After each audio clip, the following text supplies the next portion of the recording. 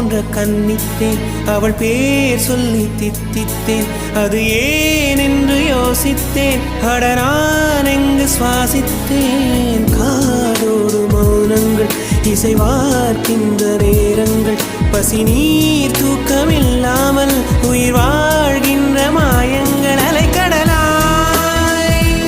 இருந்த மனம் துளி துளியாய் சிதறியதே ஐம்புலனும் என் மனமும் எனக்கெதிராய் செயல்படுதே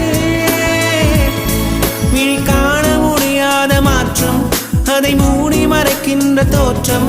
ஒரு மௌன புயல் வீசுதே